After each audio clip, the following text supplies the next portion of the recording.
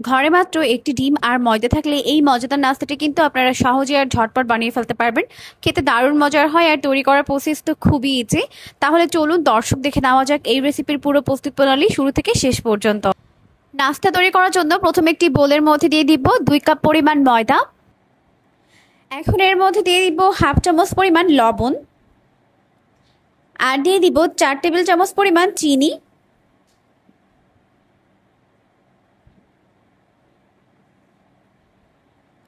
এখন প্রথমে লবণ আর চিনি ময়দার সঙ্গে ভালো করে মিশিয়ে নিতে হবে। তো একটু সময় নিয়ে খুব ভালো করে মিশিয়ে নেওয়ার পর এখন এর মধ্যে অ্যাড করে দিব ইস্ট। অনেকেই বলেন ইস্ট দিয়ে ডো ফুলে না, তারা কিন্তু চাইলে আমাদের থেকে এই ইস্টটা নিতে পারবেন। আর এই ইস্ট ব্যবহার করলে 100% আপনাদের ডো ফুলবে। আমাদের ইস্ট খুবই কম পরিমাণে ব্যবহার করলে হয়, খুবই বেশি পরিমাণে ব্যবহার করার প্রয়োজন নেই। এখন এখানে অ্যাড করে দিব ঘি। তো এই দানাদার ঘি এবং ইস্ট আপনারা কিন্তু চাইলে আমাদের থেকে নিতে পারবেন, আবার চাইলে একটিও নিতে পারবেন। স্ক্রিনে দেওয়া নাম্বারে কল করে আপনারা কিন্তু আমাদের থেকে ইস্ট এবং ঘি নিয়ে নিতে পারবেন। আর চাইলে কিন্তু আপনারা এখানে ঘিয়ের পরিবর্তে সয়াবিন তেলও ব্যবহার করতে পারবেন, এটা অপশনাল।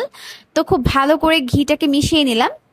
তবে ঘি ব্যবহার করলে দেখা যায় টেস্ট এবং ফ্লেভার দুইটাই ভালো হয়। তো ঘিটাকে মিশিয়ে নেওয়ার পর এখন এখানে অল্প একটু কুসুম গরম পানি অ্যাড করে দিলাম। এখানে কুসুম গরম পানি দিতে হবে, ঠান্ডা পানি দিলে কিন্তু হবে না। কুসুম গরম পানি দেওয়ার পর এখন এর মধ্যে একটি ডিম ভেঙে দিলাম। এখন ময়দার সঙ্গে খুব ভালো করে সবকিছুকে মিশিয়ে নিতে হবে।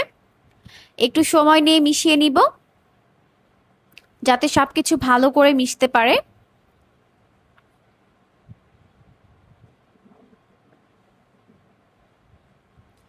তো অল্প অল্প করে পানি দিয়ে এরকম সফট করে মেখে নিতে হবে।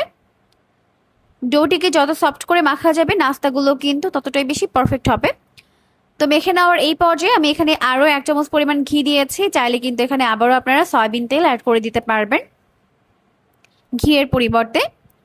তো খুব ভালো করে আবারও সবকিছুকে মিশিয়ে এরকম একটি গোলাকার শেপ দিয়ে নিলাম। এখন আমি এটাকে ঢেকে রেস্টে রেখে দিব প্রায় 10 মিনিটের জন্য। আর এই 10 মিনিটের মধ্যেই কিন্তু ডোটি খুব ভালোভাবে ফুলে যাবে।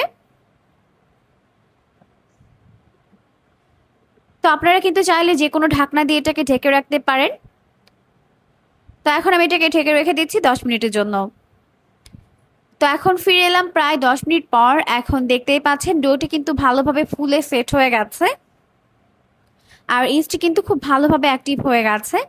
এখন এটাকে মধ্যে এর ভেতরে থাকা বাতাসটিকে বের করে দিচ্ছে।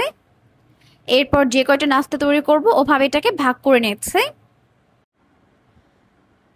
তো কয়েকটি ভাগে ভাগ করে নেওয়ার পর এখন আমি এগুলোকে এরকম হাতের মধ্যে নিয়ে গোলাকার শেপ দিয়ে নিব। তো এরকম এখন গোল বলের মতো তৈরি করে নেওয়ার পর এখন আমি এটাকে এইভাবে করে একটি সাদা কাগজের উপরে নিয়ে নিচ্ছি। আর কাগজের উপরে আগে থেকে ঘি মেখে রেখেছিলাম যাতে খুব সহজে খুলে আসে। আপনারা চাইলে কিন্তু সয়াবিন তেল ব্যবহার করতে পারবেন। এখন আমি এখানে এরকম 7টা বল করে নিলাম, দেখতেই পাচ্ছেন। এইভাবে আরও একটি তৈরি করে নিব। এখন আমি নাস্তাগুলোকে ভেজে নিব। তার জন্য চুলায় একটি প্যান বসিয়ে দিয়েছি। যথেষ্ট পরিমাণে সয়াবিন তেল দিয়ে তেলটিকে ভালোভাবে গরম করে নিয়েছে। এখন এর মধ্যে আমি এইভাবে করে নাস্তার শেপ দিয়ে দিলাম। এখন প্রথমে 1 মিনিটের মতো একটা সাইড ভেজে নিতে হবে। 1 মিনিট ভেজে নেওয়ার পর এখন উল্টে দিব অপর পাশটিকে ভেজে নেওয়ার জন্য। এভাবেই উল্টে পাল্টে দুইটা সাইড গোল্ডেন ব্রাউন করে ভেজে নিতে হবে। আর এই নাস্তাগুলো খেতে কিন্তু ভীষণ মজার হয়। তৈরি করার প্রসেসও খুবই ইজি, যে কেউ খুব সহজে আর ঝটপট তৈরি করে ফেলতে পারবেন। তো আমি এগুলোকে বানিয়ে নিয়েছি আর চুলা থেকে নামিয়ে উপরে একটু বাটার দিয়ে দিয়েছি। এখন উপর থেকে চিনি দিয়ে দিচ্ছি। খেতে কিন্তু দারুণ মজার হয়। অবশ্যই রেসিপিটিকে ফলো করে বাসায় ট্রাই করবেন, দেখবেন পরিবারের ছোট বড় সবাই অনেক অনেক বেশি পছন্দ করবে।